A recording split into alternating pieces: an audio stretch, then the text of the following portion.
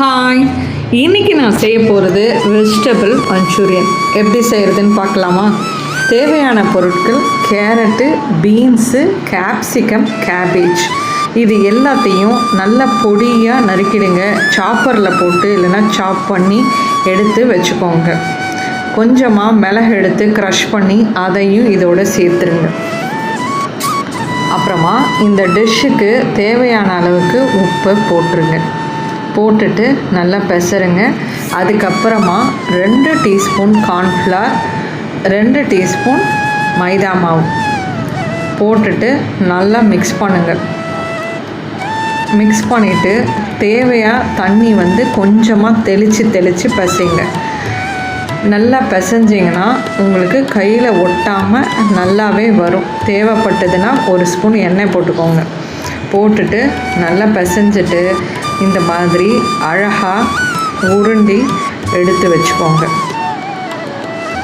எல்லாத்தையும் உருண்டிட்டு ஒரு பிளேட்டில் எடுத்து ஃபஸ்ட்டு வச்சிட்டிங்கன்னா அதுக்கப்புறம் நம்ம ஃப்ரை பண்ணலாம். இப்போது கடாயில் தேவையான அளவுக்கு எண்ணெயை ஊற்றிடுங்க. எண்ணெய் நல்லா சூடு ஆனதுக்கப்புறமா ஒரு 7-8 பால்ஸை ஒன்றா போட்டுடலாம். மீடியம் ஃப்ளேம்லேயே இருக்கட்டும். ஏன்னா பால்ஸ் உங்களுக்கு 2 பக்கமும் நல்லா கோல்டன் ப்ரௌன் வரணும். அதனால் மெதுவாக பொரித்து திருப்பி மெதுவாக விட்டு பொரித்து எடுங்க. கோல்டன் ப்ரௌன் கலருக்கு வரும். நல்லா கோல்டன் ப்ரௌன் வந்ததுக்கு அப்புறமா தான் எடுக்கணும். அது வரைக்கும் கொஞ்சம் திருப்பி விடுங்க. கோல்டன் ப்ரௌன் ஆனதுக்கப்புறம் அழகாக அந்த சலசலப்பெல்லாம் நின்னதுக்கப்புறமா நீங்கள் எடுத்து வச்சிடலாம். இப்படி வெறுமனே சாப்பிட்றதுக்கே இது நல்லா தான் இருக்கும். இதே மாதிரி நம்ம உருண்டி வச்சுருக்க எல்லாத்தையும் பொரித்து எடுத்து ஒரு பிளேட்டில் வச்சிடுங்க.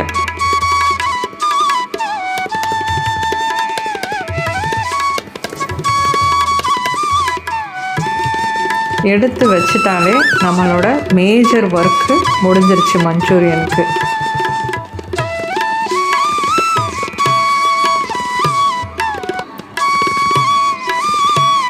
இதுக்கப்புறமா கடாயில் கொஞ்சமாக எண்ணெய் ஊற்றிக்கோங்க. பொடியாக நறுக்கின பூண்டு, இஞ்சி 2ஐயும் போட்டுட்டு நல்லா வதக்குங்க. ஹை ஃப்ளேம்லேயே இருக்கட்டும். இதுக்கப்புறம் ஸ்கொயர் ஷேப்பில் நறுக்கியிருக்க வெங்காயம், குடமிளகா 2த்தையும் போடுங்க. பச்சை மிளகாவையும் 1 போட்டுருங்க. போட்டுட்டு நல்லா வதக்குங்க.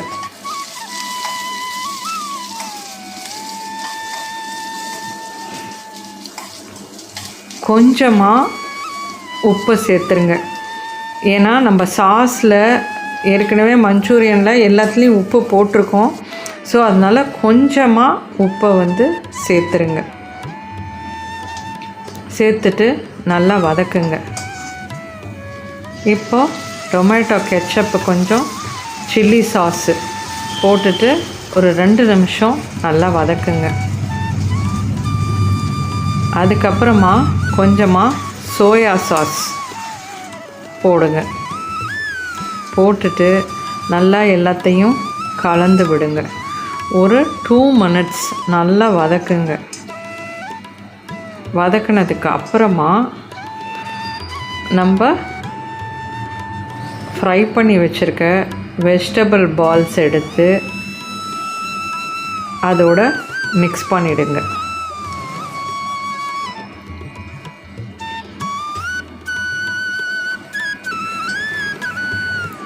எல்லாத்தையும் நல்லா கலந்து விடுங்க. நல்லா கோட் ஆகணும். அதுக்கப்புறமா ஒரு பக்கம் 1 டீஸ்பூன் கார்ன்ஃப்ளவரை 2 டீஸ்பூன் தண்ணி ஊற்றி நல்லா கலந்து வச்சுக்கோங்க. இப்போ எடுத்து அதோட ஊற்றிடுங்க.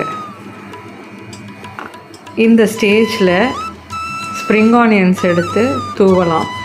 தூவிட்டிங்கன்னா அவ்வளோதான், நம்ம சுவையான வெஜிடபிள் பால் மஞ்சூரியன் ரெடி ஆயிடுச்சு.